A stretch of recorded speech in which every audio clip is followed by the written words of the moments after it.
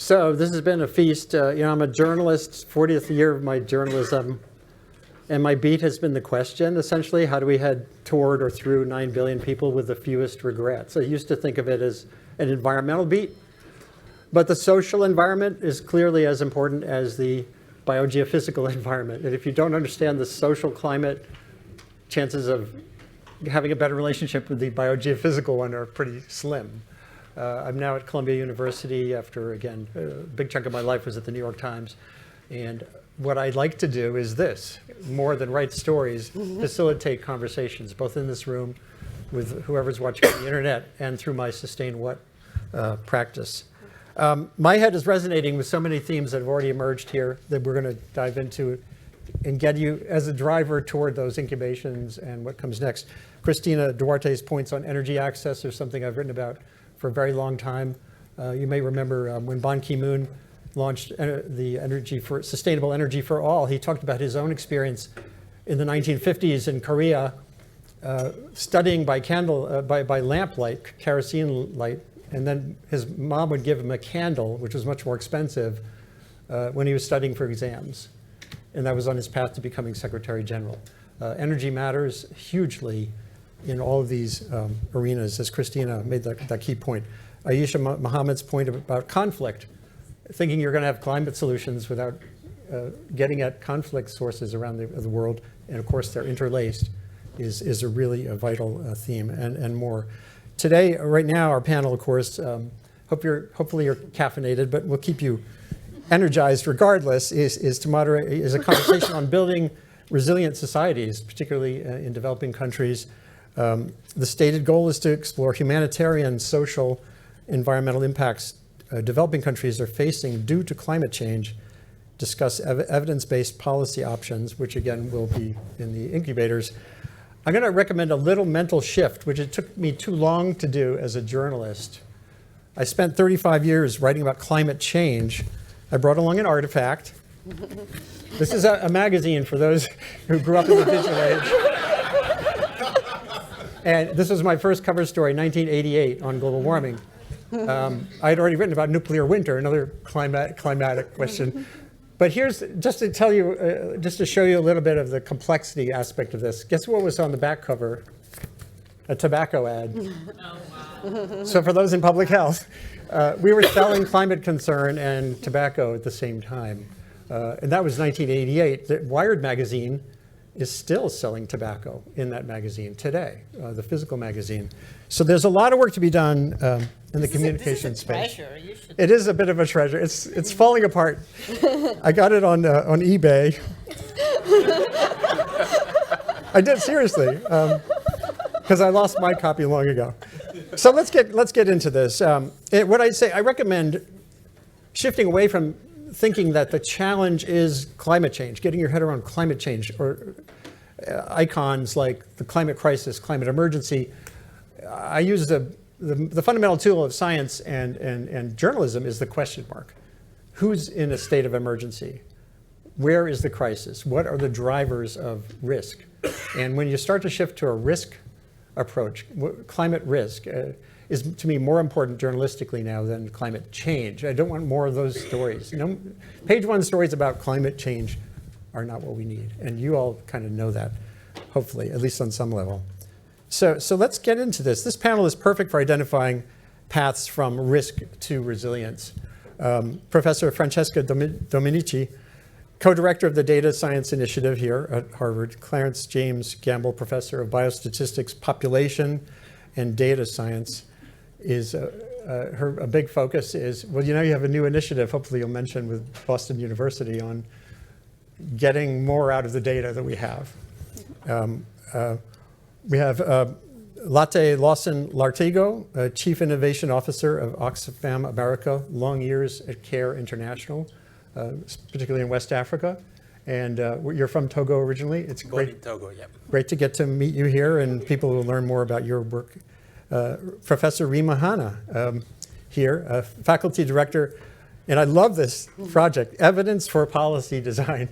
Oliver Geeden is the first one, technological researcher who pointed me to he warned about policy-based evidence making. And of course, what we need is the inverse. There's too much of the former and not enough of the latter.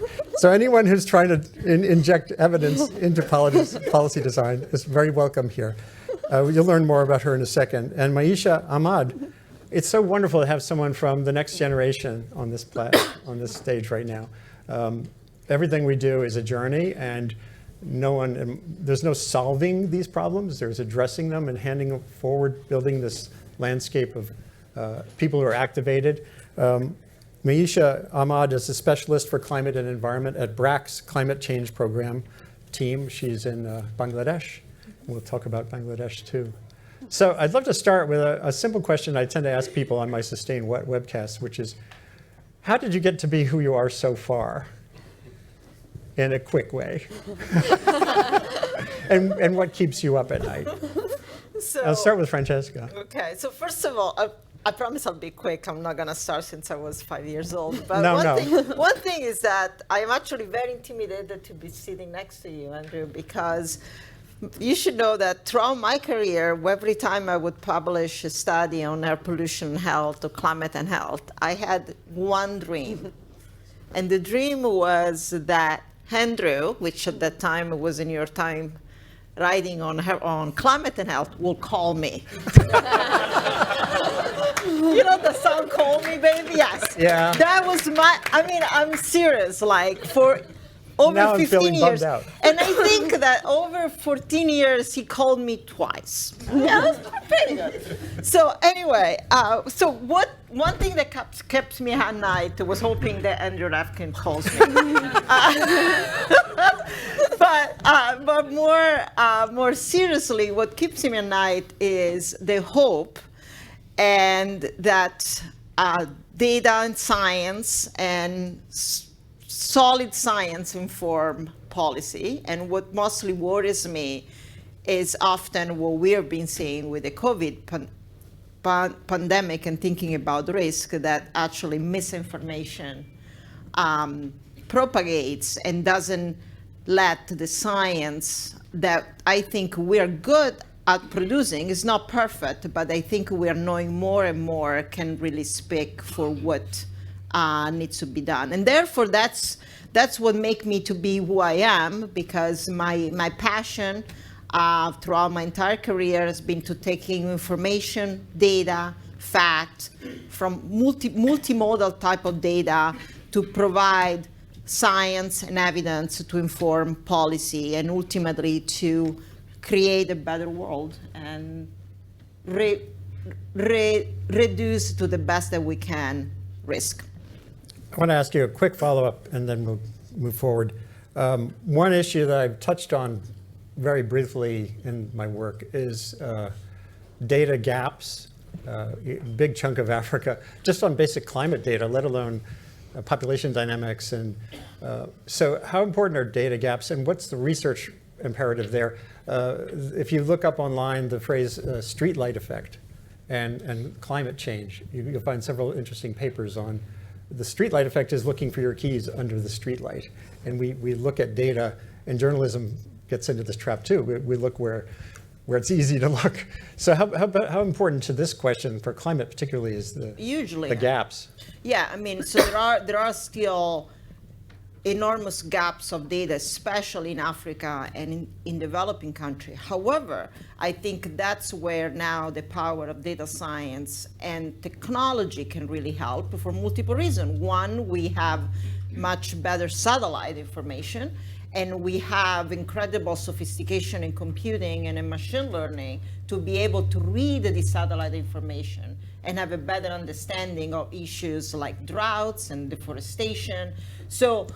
And there is, more information about access to the internet and digitization. So I think that we have now multi-type of data, multimodal data that allow us to fill this gap with really unprecedented rigor and speed. And so that's why my passion and my journey is really to accelerate work on my colleague and my own work to be able to fill this data gap by leveraging this type of technology. And just to quickly add, and we can talk more about it, the corporate sector is completely on board on this. We have a huge partnership with Amazon Web Services, and Microsoft, Google. They are also along with us on this journey to really help to fill this data gap. That's great.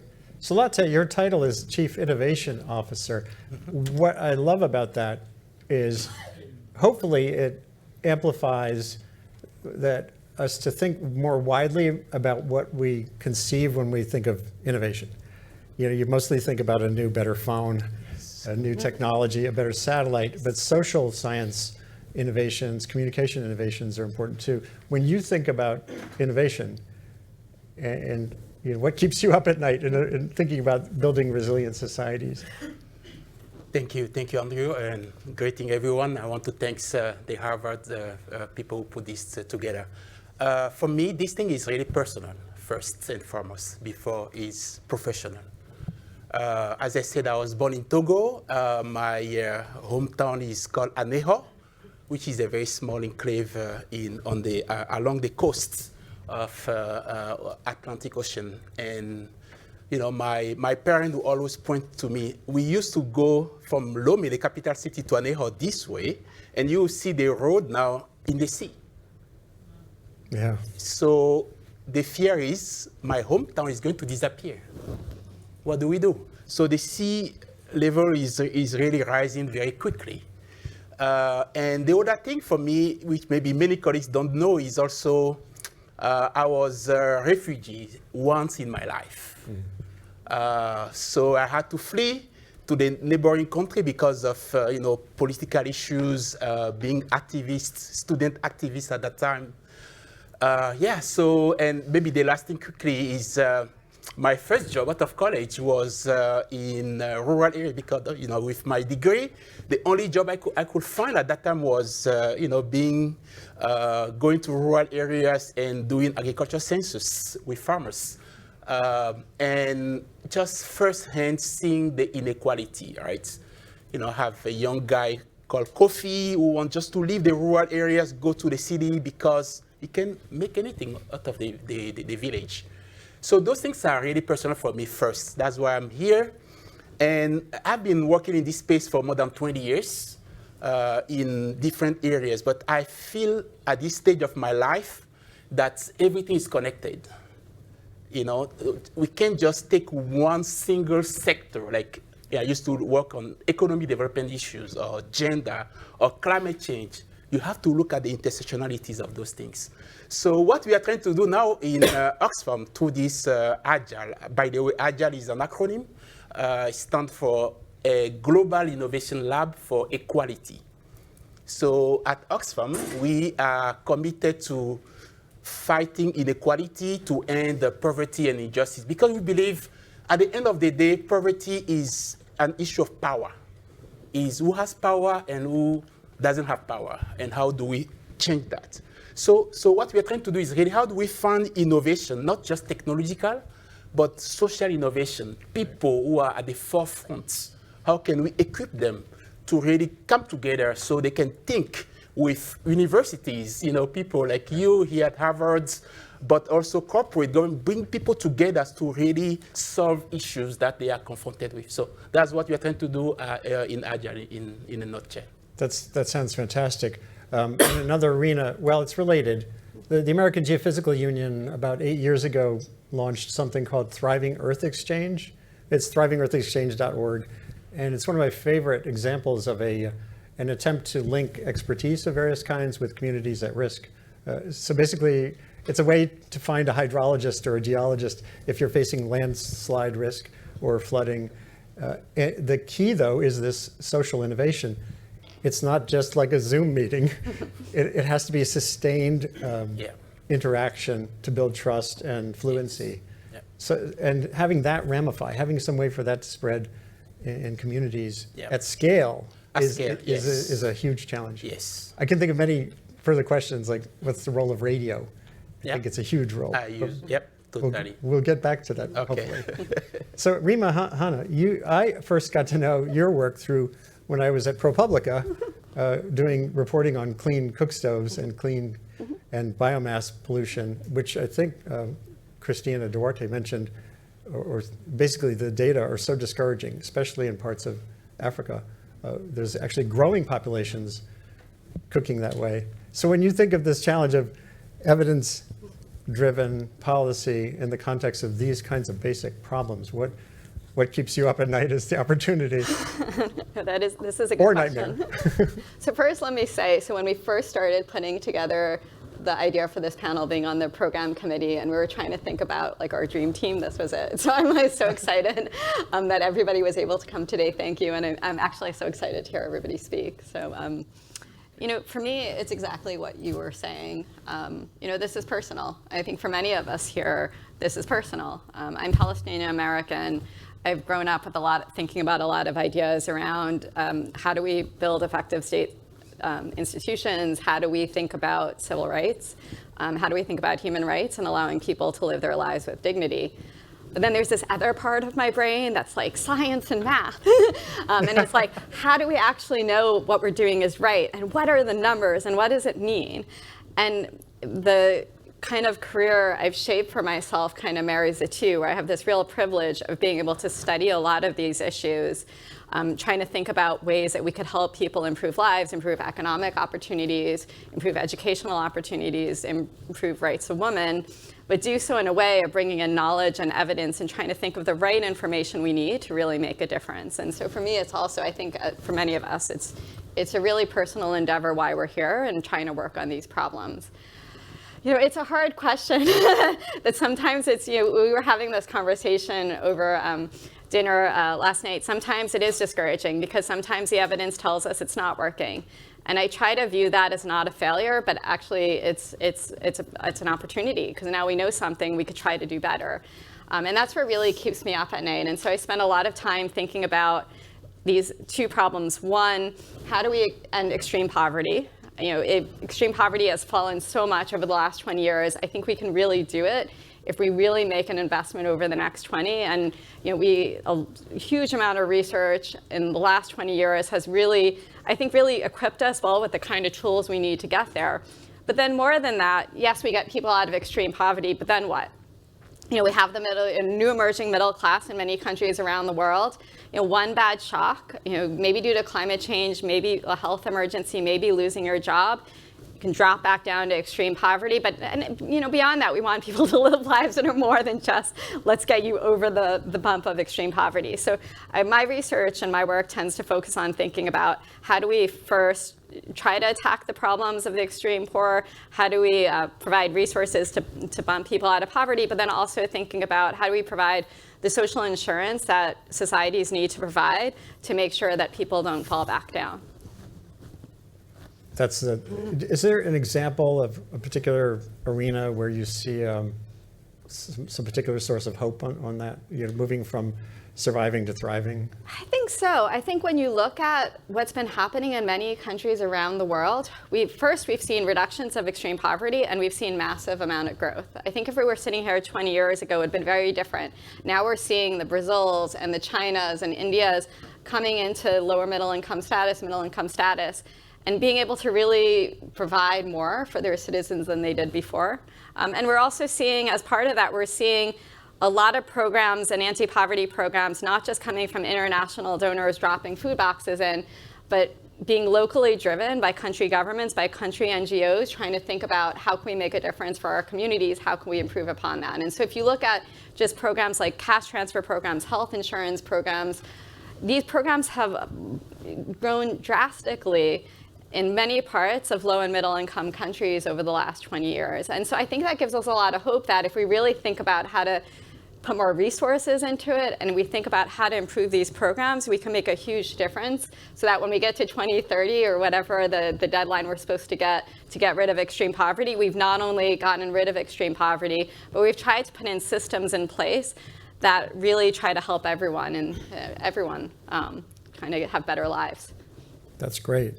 So, Maisha, you're from Bangladesh, which for decades has been portrayed by the media as the ultimate woe is me place, you know, sort of poster child country for climate disaster because of cyclone impacts and the like. Although I began to sort of look behind that veneer of that poster. In like 2008, I interviewed an engineer in Bangladesh remotely about how the country can use the sediment coming down from the Himalayas to forestall the sinking process, being a delta country. I wrote this piece called Delta Blues. I'm a musician too, about delta regions having this particular challenge of they're sinking even while seas are rising. And then recently there was a really interesting model of funding farmers to transition from chicken to duck cultivation in Bangladesh. Which, to me, wow, that seems like a no-brainer. It just seems to make so much sense. The Atlantic Monthly wrote a story about it. Gets me excited. But I want to be sure I'm not overselling the positive picture too. So what's it like coming of age now as a researcher in that region, thinking about the balance of the woe is me part and the look what we're doing part? You know, what keeps you up at night when you think about building a resilient Bangladesh? Well, thank you, Andrew. Assalamu alaikum, everyone. So I was really thinking about that part where you would ask me that why, how did you come here? Like, I just started my career compared to all these wonderful panelists with like almost 10, 20 years of experience. But yeah, for those of you know or do not know Bangladesh, it's a small, tiny country. Yeah, India has an arm beside it, but we are not India, just to be sure. A country approximately the size of New York, but with a population of 168 million people. That's a lot of people. We literally bump into people when we walk. It is true that we are at the heart of the climate crisis. So we jokingly say that we are God's laboratory for climate experiments. We have everything, cyclone, flooding, river erosion, salinity, everything. But yes, these are disastrous numbers, but the country is 50 years old, literally. It's younger than my father, actually. But we are doing, there are positive news as well, as Andrew was highlighting. A small example, but we are shifting chicken to duck. Why is that? Because the southern part of the country is becoming saline more and more. Duck can survive that, saline chicken cannot. These are the small, when we talk about data, we only think like, okay, you know, scientific data coming from satellites and, you know, it's so sophisticated, which is all good, we need that. That's development. But then there is this beauty in this indigenous knowledge and practice. Bangladesh was not just there.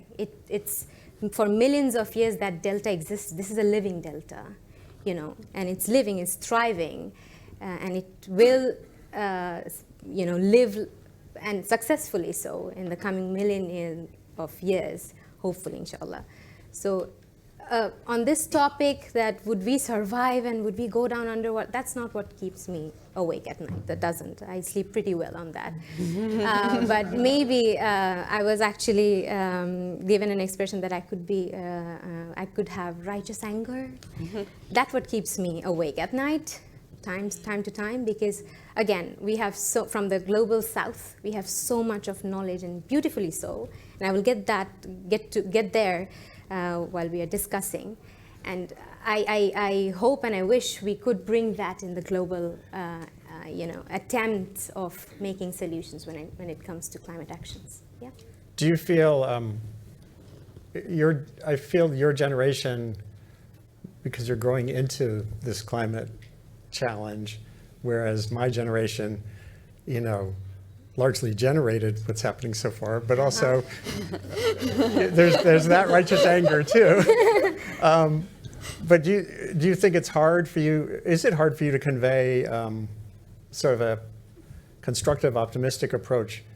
Optimistic isn't a complicated word, but a constructive approach when there's so much doom in the conversation right now. We heard earlier about 1.5. I kind of dispute the idea, even though it's enshrined in the treaty, that if we pass 1.5, we failed. I don't know who else might agree with that. But what does it feel like to have that landscape around you of people's feelings? So there are a lot of things happening. Let me start with the optimistic part. when we talk about climate change, it literally feels like the world will end tomorrow. And we just started. I mean, come on. I need to live. I want to live. I want to see the world. But then again, there has been practices that were not climate friendly, and that's what led to this today, right? And in order to know how to do better, we have to unlearn certain things and then learn, and then also be optimistic. So the pressure on this generation is huge. We all are doing it, knowingly or unknowingly. You know, we don't the fact that I am trying to use as less as one-time use plastic is way more than my mother and my father or that generation would have even paid attention to. I'm very I'm very attentive about it. I'm not going to use it until I'm really forced to use it. Like those little changes in day-to-day life to making big decisions on, do I want to take a flight or do I want to take like almost a day a train ride? I make those decisions, and consciously so. And those are, I think, being optimistic is difficult. It's not an easy task. In a world which is quite negative, it looks negative. Yeah. But there are a lot of hopeful things that goes around. So I think that's good. Yeah. We have to convey. My job is to help convey a lot of what you're describing because I think it's really important. Yeah. We're going to shift gears with a couple of questions, and then around 15 minutes from now, we'll open up to questions from the rest of you. I would love it if you could talk about, back to you, Francesca, the challenge of measuring carbon seems a lot easier than measuring vulnerability. Even though the challenge of measuring carbon is really screwy too. But measuring vulnerability or even defining resilience, how do you take a data approach when a lot of the social scientists I talk to say, we don't know how to do that yet? I think there was one recent paper, just like last week I saw on Twitter, that had a new articulation of how to measure vulnerability. Yeah, well, you're asking me things that are a little bit out of my comfort zone, but I'll give you my data science perspective. So first of all, measuring carbon and measuring, coal air pollution, it's really hard. It's hard in the United States. It's much harder also in developing country. Now, when you're talking about vulnerability and resiliency, I think that there are two factors that, in my work, I considered. One, I call it the non-human technological data science perspective, right? And the non-human highly technological perspective has to do with the fact that when we measure vulnerability and resiliency, it's often a concurrence of many factors together, which, just when you're thinking about simple cut and dry statistical analysis or cut and dry epidemiological analysis of assessing risk, what we do, we always ask the question, is the risk of that from tropical cyclone worse for older people than younger people? Right. Worse, right? So, and we have this statistical modeling, and we basically test one factor at a time, which of course is never like that. Right. So from a statistical data science perspective, the good news is that now we have, with more data and more approaches like machine learning, the ability to discover the profile of individuals that will be more susceptible, more vulnerable or less vulnerable due to several factors together, right? So for example, if we're thinking about vulnerability to heat in the United States, we know that people that are taking certain antipsychotic drugs and they have diabetes and they're living far from a park and they don't have, so on. So that's, I think, I will call it the dry data science perspective, in a way that actually we have the ability to learn about vulnerability and susceptibility in a very precise manner.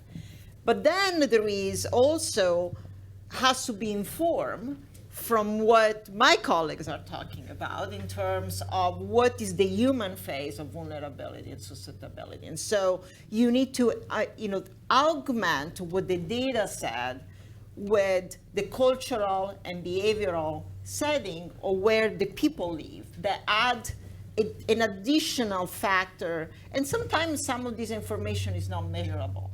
But that's why I am a big proponent of data science and information, because I always look at this methodology as a closed loop and human in the loop system, where we give them information and say, in your own country, we think that this type of profile of individual will be the most vulnerable to tropical cyclone. But then they can react and say, yes, all of this makes sense, but have you thought about this?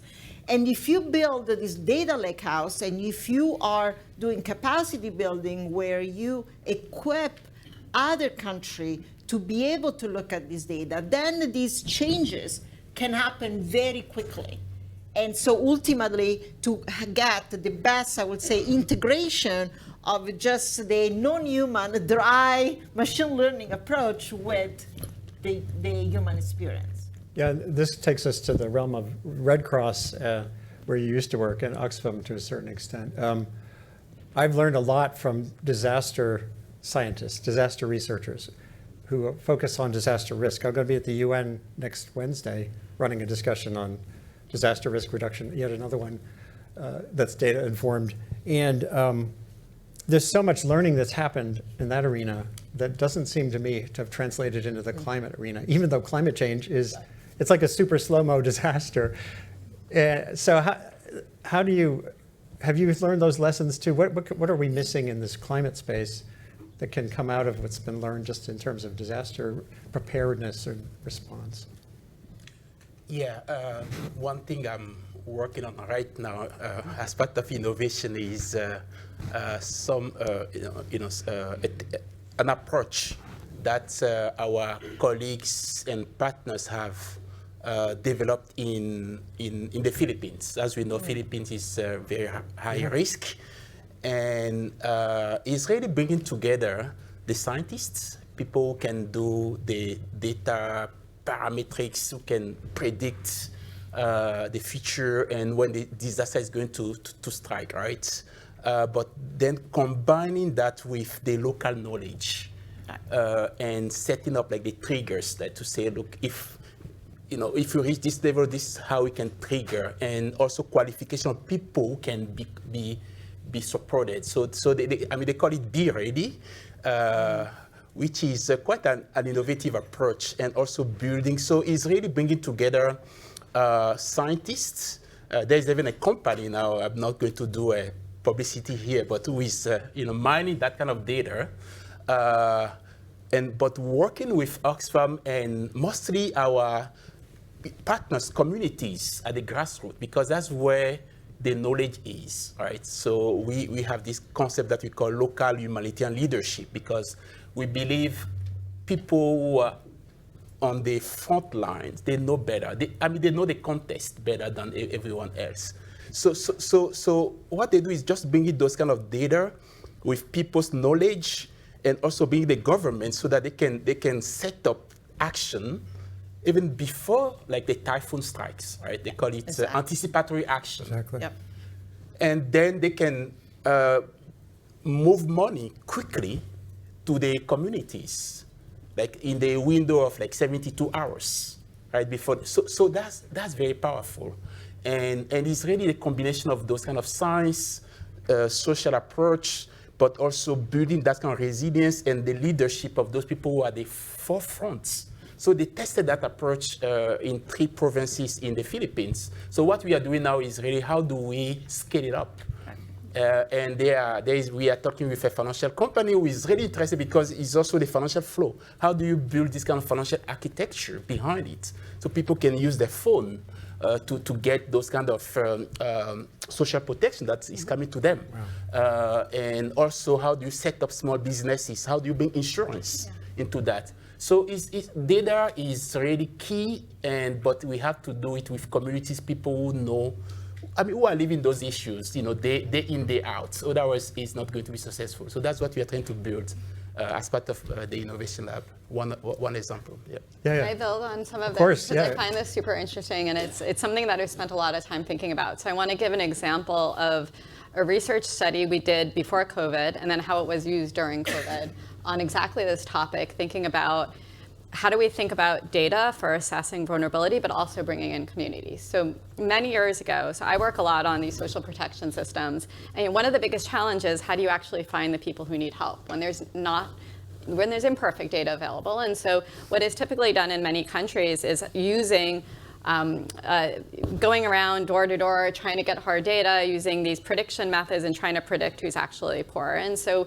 it was a policy question to us posed by the government of, well, what if we involved communities to try to help bring data in and try to help us figure out who's vulnerable? And we had, from the theory side, we went back and forth. On one hand, the communities might have a lot more information. So for example, if I'm married and my husband passed away recently, and so now I'm very vulnerable, if the data was collected 3 months ago, it's not going to necessarily catch that.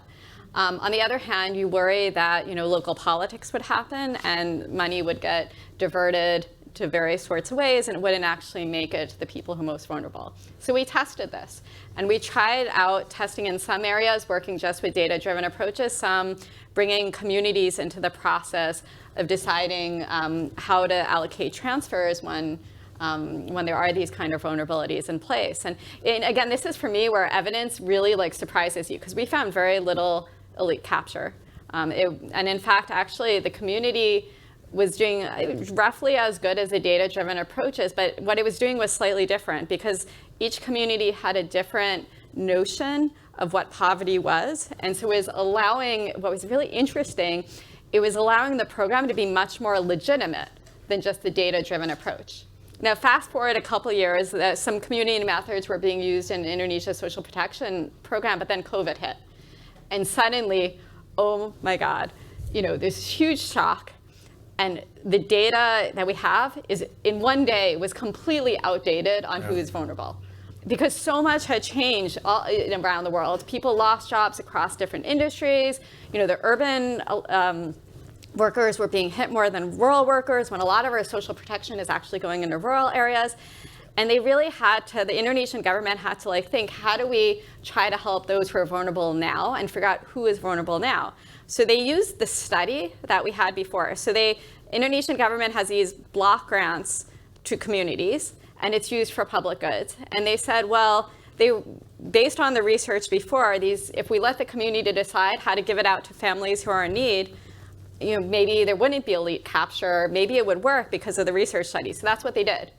So gave out 8 million additional transfers, trying to fill in, so people who were eligible were people who were not in the social protection system, but were identified by the community as newly vulnerable, many of them women and widows. They filled it in with 8 million people. Fast forward again, I'm just running the numbers. There's some of our team in place running these numbers for this as we speak. There's Kim Lan over there. I'm going to totally embarrass her. But you actually now, we could take the national sample surveys and say, well, who did the community give it to? And what you see is that they're giving it to the people who had consumption shocks. They were giving it to people in need, and again, not being used for elite capture. So here, it's a nice example of saying that the data is really important, because data helps us learn, but we can't forget the human face, because people have local knowledge, they have local preferences. And then on top of it is how research and evidence can really help us think about what are the right tools to help us get there. That's so interesting. You're reminding me of work in India, related to the propane LPG subsidy for the poor. Basically, there had been a propane LPG subsidy for the middle class in India for a long time. Those who know more about this, feel free to let me know.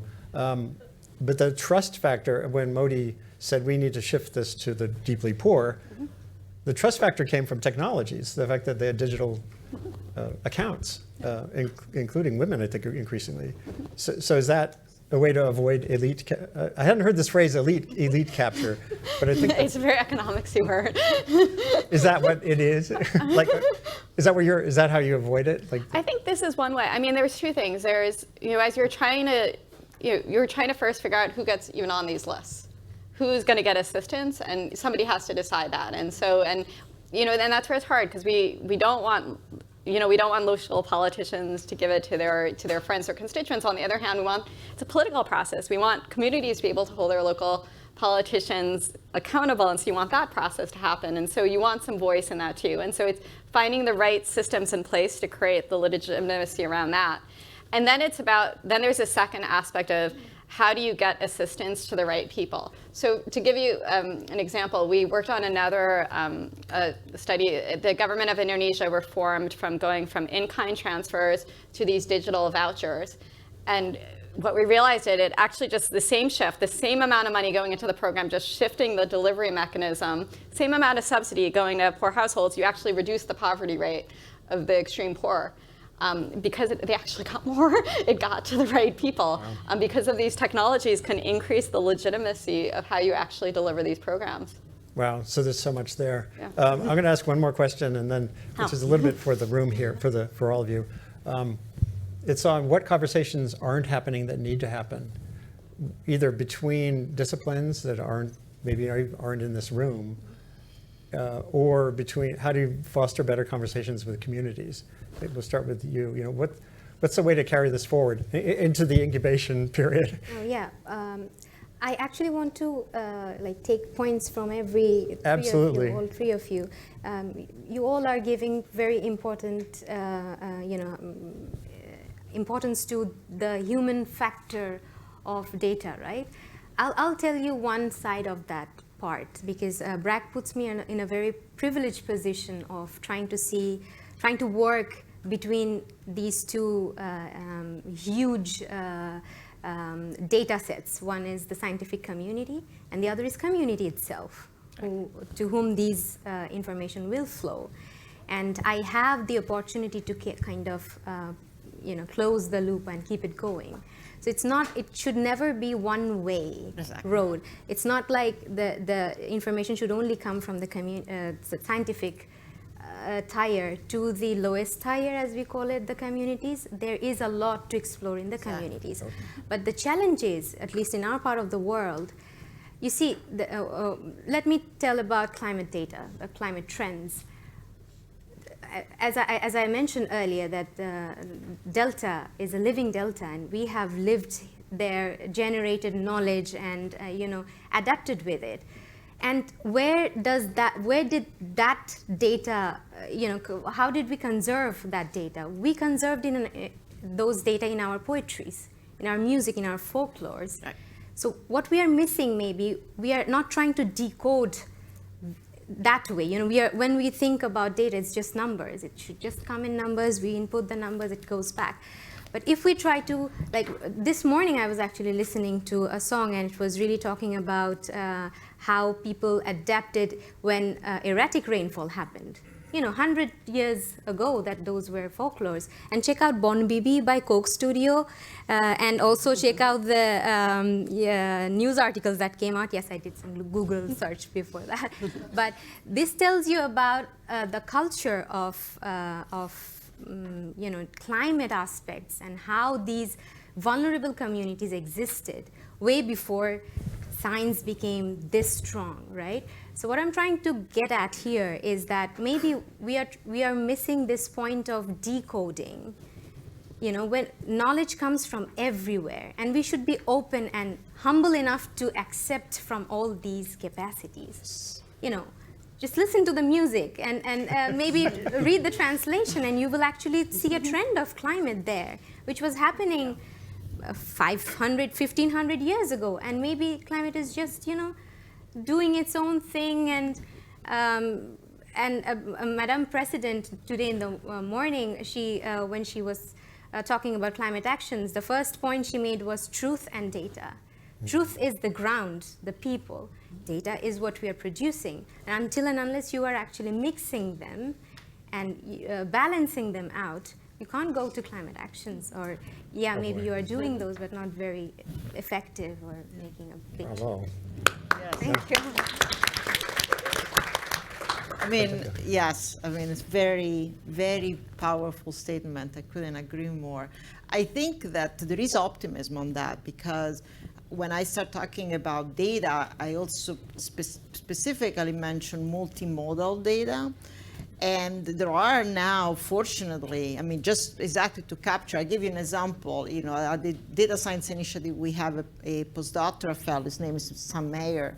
He has been publishing many, many papers in science. So what he does is actually extract local behavior in all of the country in the world from lullabies. And by looking at the lullabies, both in terms of the music, but using a natural language processing to extract the information from the lullabies, so there are actually extreme amount of information that you get from the local community.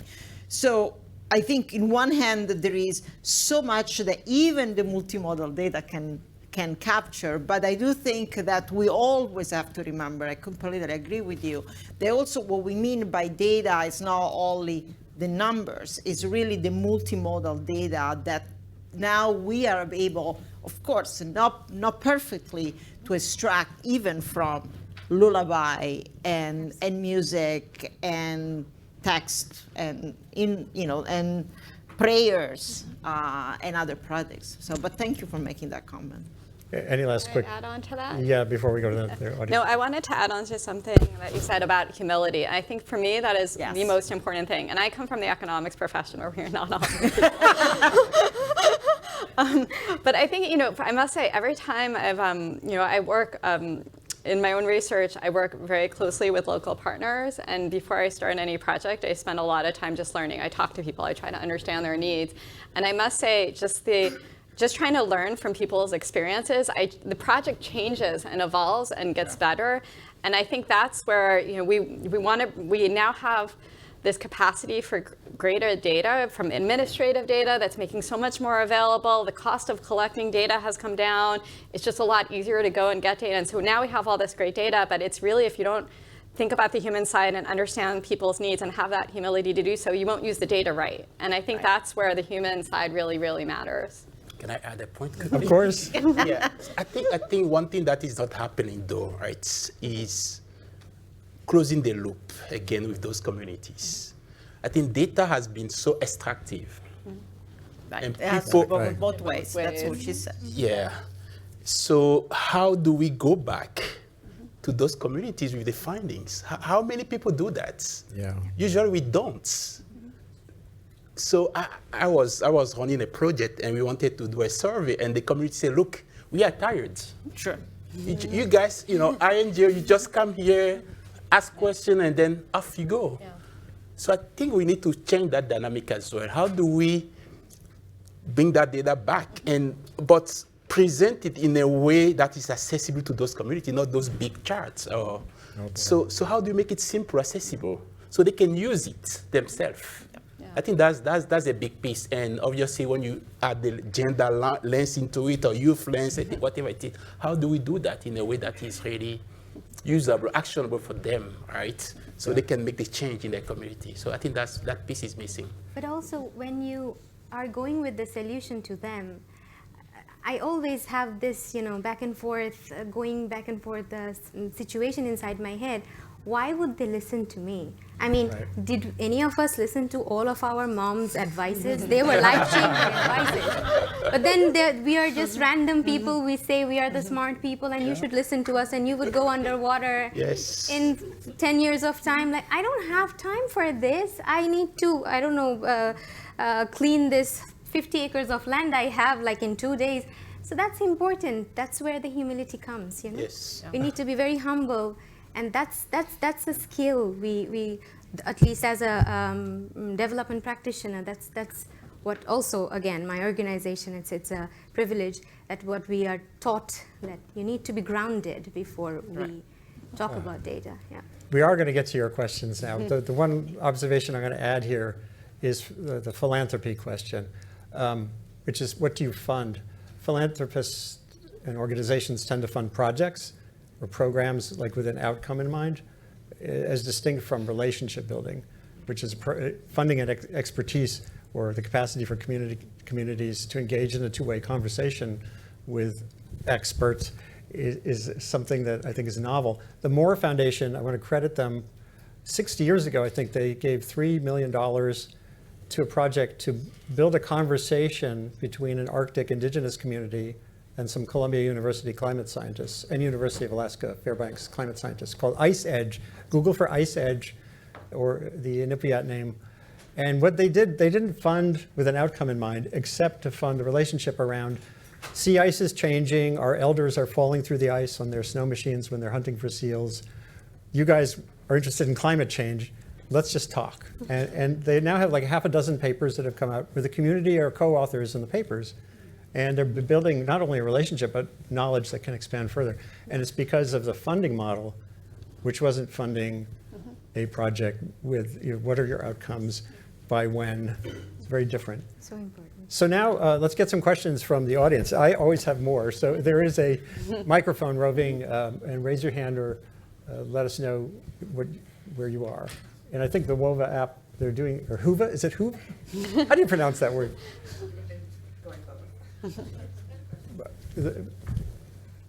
And say who you are and where you're at. Hi, Katie Stebbins from Tufts University, Food Nutrition Innovation Institute. So the question I have is a little bit geeky around data, but as we talk about data, I also, as I'm listening to you guys, I'm thinking, I feel like, and I've done local municipal planning and state development work, and I feel like we leave data messes behind. Like we leave these sort of messy bedrooms of data around that aren't interoperable and they're not easily rationalized. And so in a race to create a lot of new data sets and to have a lot of data that can be used, what we don't build into the projects is how after that do we create a larger, usable, user-friendly, rationalized tool, resource. I mean, it's really a resource that the future generations can then empower themselves to dig into. And I'm wondering where we're seeing this happening well, because I struggle with finding it. Anyone want to Well, jump maybe on? I can just start the conversation. First of all, it's really hard to go from harnessing a lot of messy data and creating an interoperable system. That has been my passion and my mission to do that in the United States, and still we have tons to go. I think that the opportunity is huge, and I'm always an infectious optimist because I see that the corporate sector wants to help us, and they're the best of helping us. And that's why often I've been mentioning partnership with Microsoft and Amazon Web Services. They have the best data engineers, and they are now committed and devoted to tackle messy, unorganized, multimodal, including text of lullabies, and making it in a way that we can use that information. Is hard work, and it's also work that this is might be my personal mission at Harvard and academia, to make a work that is recognizable. Because one of the problems that you're saying we are not seeing progress is because until very recently, being data engineers and trying to make sense of messy, inoperable data was not considered intellectual contribution. So I think, but there is definitely a reason for optimism, because the corporate sector really wants to work with us. And there are many of us, and I want to just put a plug with Caroline Baki and Sachit Balsari, and there is going to be a panel this afternoon with Crisis Ready, and that's where their mission has been as well. So it's hard, but there is a reason for be optimistic. Can I add? So I completely agree with you. I think it's also up to us as researchers. So I can give some examples from my own work. I work a lot with governments, and increasingly working with administrative data. And what we try to do in the projects is not just, oh, we get your data, we're going to work with it, but we spend a lot of time first doing presentations and classes and teaching people what are the methods we're using, going through showing our programs, working together on site. And we're increasingly starting to do this, and I think it's very important if we really want to build capacity. But it goes back to a little bit what Andy was talking about. I think when we start thinking about what projects are, we need to think less of, we're doing a project and a data project and it's going to have an outcome, but we're doing something more holistic when we're working together with an organization to even figure out what are the right questions, trying to build institutional capacity within, bringing in local researchers, bringing in lots of different people and having them learn as part of the process. And the funding model isn't always set up to do that. But I think it's something that, as we're thinking about the future, we want to try to push more in that direction. That's great. Hold any further thoughts, because let's see if we can get to another question and then we can circle back. Yeah.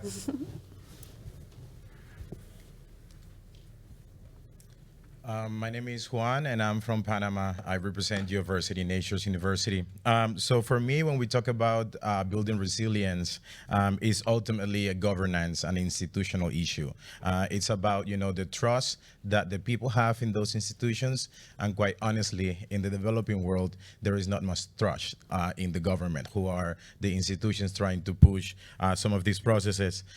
Similar to Laté, I had experience, working in communities that were simply just tired of providing so much data and not seeing action.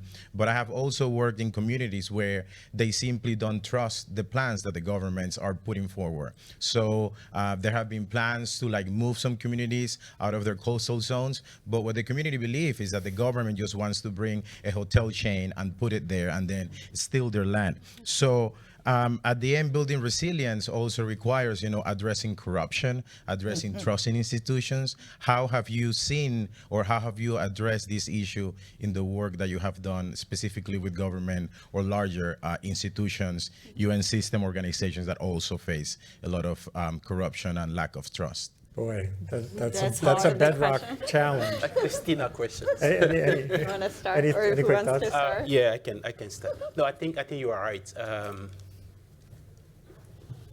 There is a lot of issues, mistrusts with government generally in developing countries and in West Africa, where I'm from. But what I see as well now is a lot of mobilization, especially young people. Like last year for the COP27, we had just young activists mobilizing now to demand more accountability. They have what they call African Climate Caravan. So I think some countries are making the progress to decentralize a bit more. Like I was recently in Kenya, when they have what they call devolution of power to counties. They have counties governors. And actually, Oxfam, we are out of the 30 governors, they have 7 women. So we are partnering with them to see how do we work together to really show a role model, a roadmap that can help other governors, whereby they bring more. They give power to the communities, right? Because at the end of the day, those people are the one who elected them. So I think there are some. I'm always optimistic. So there are some hope. Generally, the picture is not great, but there are some good model emerging, whereby some of those women governors are really willing to be humble and to really put the community at the center. So they have this community development plan, which is mostly driven by the communities themselves before they can vote on that policy. So there's more and more participation, and that brings trust. Because once you include people in the process, and people see ownership, it helps them to see how they can implement the plan, and also how they can hold those governors or community leaders accountable. So there are ways, there are models, but those are not the widespread model actually. So I think governance issues are still still big ones on the continent, in Africa, in Latin America. But there are some hope. And we should, at least for Oxfam, we truly believe in the power of people, right? So building this kind of civic citizenship, people who really understand their rights and their responsibilities, and who can hold policymakers accountable. And I see young people are doing that more and more. So there's hope. And there's so many ways to enforce accountability and transparency now. especially using social media, you can enforce or impose transparency Yes. in ways that are really unique. There's a question over there, I think. Yeah. Make sure you raise your hand high if you have one. We might be able to fit in one more quick one. Let's actually ask your question and you ask your question, and then we'll answer them together. Alan Clutterbuck from Argentina. I CEO of Fundación RAP, a network of politicians from different parties in Argentina. We're talking a lot of people, and we have a new player in the game called artificial intelligence. And I would like to have some thoughts regarding about how you tie up these two issues. I was thinking the same thing when we were talking about all that data, inoperable data. Ask ChatGPT. But so artificial intelligence, and then there was one other question over here, and then we'll kind of wrap up and get to the incubation part. Thank you very much. My name is Kaushal Singh. I'm from South Africa and a student here at school. You showed us a magazine that was 1980. 88. No, sorry, pardon? 88. 88, Yeah. okay. And, this is the first year Harvard is having something about climate change as a week-long event. End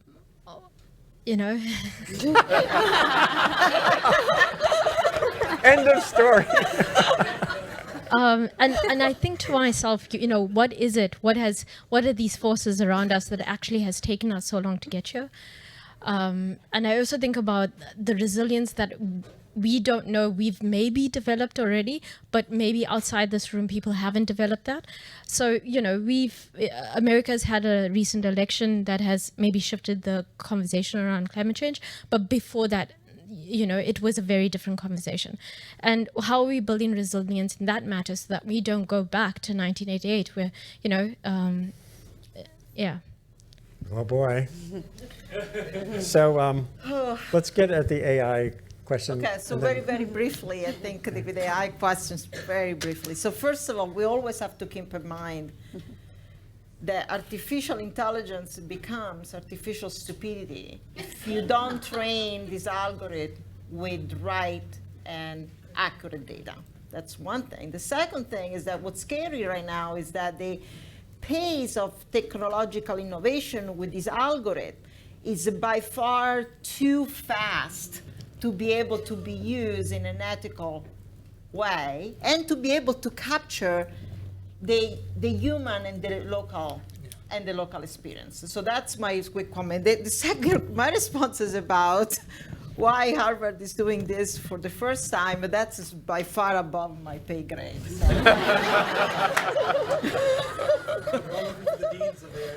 Yeah. If Naomi Oreskes were here in this room, the historian here at Harvard, she would have a quick answer for the inertia factor, which was how much money and influence had flowed into decision making or indecision making around these issues through fossil fuel interests and ideological interests. It's not just in academia, of course, it's everything that we have done. I think that that's actually a small part of it going, having spent half my life, literally, I'm 67, writing about this, the issues are more profound than just disinformation. It's a lack of choices. Even if we had started on solar, imagine if we had started distributing 1988 quality photovoltaics around the world. Would that have changed the climate question? How do you drive innovation? These are all huge parts of the conversation that will be happening here, the next couple of hours. It's a real, and the one thing I do say, I think I wrote this or said this first, maybe also 2010, somehow urgency and patience need to kind of be in your head at the same time. I have my own way of dealing with that. The inertial factors are monumental. You've heard the word systems here many times, which is a multidimensional challenge. And finding ways to find your facet of the prism of the climate problem, whatever your skill set is, your motivation is, and work really hard there, and reach out to others through conversations to build in the landscape of skills and listening that's really important. And I think we're going to go forward now into the next sessions.